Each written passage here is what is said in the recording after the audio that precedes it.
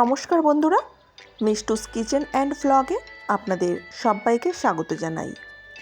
Ice cream ছোট থেকে বড় আমরা প্রত্যেকেই ভীষণই পছন্দ করি। এই আইসক্রিম কিন্তু আমরা খুব সহজেই বাড়িতে বানিয়ে নিতে পারি। মাত্র 4টি উপকরণ দিয়ে আমি আজকে এই আইসক্রিম রেসিপিটি তৈরি করেছি। আমি জানি আপনারা প্রত্যেকেই আইসক্রিম বানাতে পারেন, তবে আমি আজকে কিভাবে এই আইসক্রিমটি বানিয়েছি সেটাই আপনাদের কাছে শেয়ার করব। আসুন বন্ধুরা, দেখে নেওয়া যাক আমার আজকের রেসিপি। আইসক্রিম বানানোর জন্য আমি প্রথমে একটি কড়াইয়ে 1 লিটার পরিমাণ দুধ নিয়ে নেব। আমি এখানে খাঁটি গরুর দুধ ব্যবহার করেছি, আপনারা চাইলে প্যাকেট দুধও ইউজ করতে পারেন।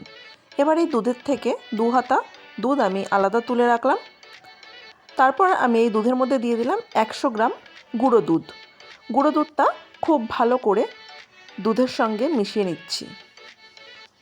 খুব ভালোভাবে মিশিয়ে নিতে হবে যাতে কোনো ডেলা না থাকে। দেখুন, খুব ভালোভাবে মেশানো হয়ে গেছে। এবার আমি এই দুধের মধ্যে দিয়ে দেব 150 গ্রাম পরিমাণ চিনি। চিনিটা আপনারা আপনাদের স্বাদ অনুযায়ী দেবেন। চিনিটাও খুব ভালোভাবে দুধের সঙ্গে মিশিয়ে নেওয়ার পরে আমি ফুটে ওঠা পর্যন্ত অপেক্ষা করব। যতক্ষণ ফুটে না উঠছে ততক্ষণ আমি একটি বাটিতে নিয়ে নিয়েছি 2 চামচ পরিমাণ কাস্টার্ড পাউডার। তারপর ওই লিকুইড দুধ যে তুলে রেখেছিলাম সেটা দিয়ে খুব ভালো করে গুলে সাইডে রেখে দিচ্ছি। দেখুন, এদিকে দুধটাও খুব ভালোভাবে ফুটে উঠেছে। আমি দুধটা বেশ কিছুটা সময় ধরে জাল করে নেব। দুধটা আমি ততক্ষণ পর্যন্ত জাল করব যতক্ষণ না 1 লিটার দুধ কমে 750 হয়ে যাচ্ছে। অনেকটাই দুধটা কমে গেছে। এবার আমি যে ভ্যানিলা কাস্টার্ড পাউডারটা গুলে রেখেছিলাম সেটা দুধের মধ্যে দিয়ে দেব। এই সময় গ্যাসের ফ্লেমটা কমানোই আছে। তারপরে খুব ভালোভাবে নাড়িয়ে নিচ্ছি। দুধটা ফুটে উঠেছে। এই পর্যায়ে আমি গ্যাসের ফ্লেমটা একটু বাড়িয়ে দেব আর এই প্যাচুলা দিয়ে ভালোভাবে নাড়তে থাকবো, কারণ কাস্টার্ড পাউডার দেওয়ার পরে দুধটা খুব তাড়াতাড়ি ঘন হয়ে আসবে। দেখুন বন্ধুরা, অনেকটাই ঘন হয়ে এসছে। আমি দুধটা আরও বেশ কিছুটা সময় ধরে জাল করে নিয়েছিলাম। আমি এখানে কোনো বাদাম কুচি ব্যবহার করিনি। আপনারা যদি চান এই সময় এই দুধের মধ্যে বাদাম কুচিও দিয়ে দিতে পারেন, তবে আমি এখানে আজকে কোনো কিছুই ব্যবহার করিনি। আমি দুধটা আরও 2 বার হাই ফ্লেমে ভালো করে ফুটিয়ে তারপর গ্যাসটা অফ করে এটাকে নামিয়ে নেব।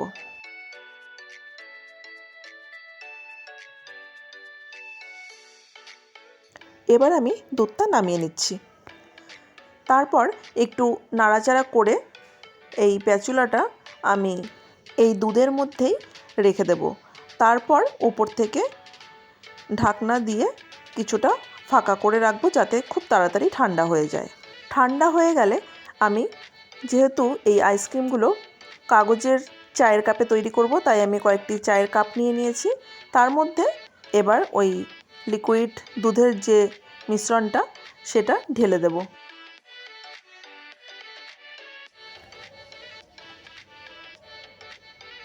সবগুলো কাপে আমি এইভাবে ঢেলে নিয়েছি। আমি আগে থেকেই ফয়েল পেপার টুকরো করে রেখেছিলাম। এবার প্রতিটা কাপের মুখ এইভাবে ফয়েল পেপার দিয়ে আটকে দেব। যদি আপনাদের কাছে ফয়েল পেপার না থাকে আপনারা কিন্তু প্লাস্টিক দিয়েও সেটা করতে পারেন, সেটা আমি দেখিয়ে দিচ্ছি। আমি আগে থেকে যে ক্যারি ব্যাগ পাওয়া যায় সেই ক্যারি ব্যাগ ছোটো করে কেটে রেখেছিলাম, সেইটা এই কাপের মুখে লাগিয়ে আমি গার্ডার দিয়ে মুখটা পলিথিনটা আটকে রাখবো। এইভাবে আমি পলিথিন দিয়ে আরও 3টে কাপ আটকে নিয়েছি। আপনারা ফয়েল পেপার না থাকলে এইভাবেও আটকে নিতে পারেন। এবার একটি চাকুর সাহায্যে ওপরে একটু ছিদ্র করে নিলাম। তারপরে আইসক্রিম কাঠি আমি প্রত্যেকটা কাপের মধ্যে দিয়ে দেব। দেওয়া হয়ে গেছে। এবার আমি এই থালাটা সারা রাত ফ্রিজে রেখে দেব। তারপর পরের দিন আমি বের করে দেখাচ্ছি। থালাটা কিন্তু অবশ্যই ডিপ ফ্রিজে রাখতে হবে। পরের দিন আমি ফ্রিজ থেকে বের করে নিয়েছি। এবার আমি ফয়েল পেপারটা খুলে আপনাদের আইসক্রিমটি বের করে দেখাবো। আইসক্রিমের কাঠিটি ধরে আস্তে করে এইভাবে ঘোরালেই খুব সহজেই আইসক্রিমটি বের হয়ে আসবে। দেখুন খুব সুন্দরভাবে আইসক্রিমটি বের হয়ে এসছে।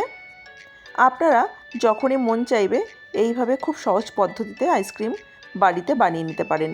আমি আরও একটি আইসক্রিম খুলে আপনাদের দেখাচ্ছি। বন্ধুরা, আমার আজকের এই আইসক্রিম রেসিপিটি যদি আপনাদের ভালো লেগে থাকে তাহলে আপনারা যদি রেসিপিটি ফেসবুক পেজ থেকে দেখে থাকেন তাহলে আমার পেজটিকে ফলো করে দেওয়ার অনুরোধ রাখলাম। আর যদি ইউটিউব চ্যানেল থেকে দেখে থাকেন তাহলে চ্যানেলটিকে সাবস্ক্রাইব করে দেওয়ার অনুরোধ রাখলাম। আর পাশে থাকা বেল আইকনটি অবশ্যই ক্লিক করে রাখবেন এই রকম নিত্য নতুন রেসিপির আপডেট সবার প্রথমে পাওয়ার জন্য। দেখুন কি সুন্দরভাবে আইসক্রিমটি তৈরি হয়ে গেছে। এই আইসক্রিম খেতে খুবই ভালো লাগে আর বানানো তো দেখলেন ভীষণই সহজ। আপনারা অবশ্যই বাড়িতে একবার এইভাবে আইসক্রিম বানাবেন। আর বাড়িতে বানালে অবশ্যই কমেন্টে লিখে জানাবেন আপনাদের খেয়ে কেমন লাগলো। আজকের মতো ভিডিওটি এখানেই শেষ করছি। আবার আসবো অন্য কোনো নতুন রেসিপি বা ভিডিও নিয়ে। ততক্ষণ পর্যন্ত আপনারা সবাই ভালো থাকবেন, সুস্থ থাকবেন। ধন্যবাদ।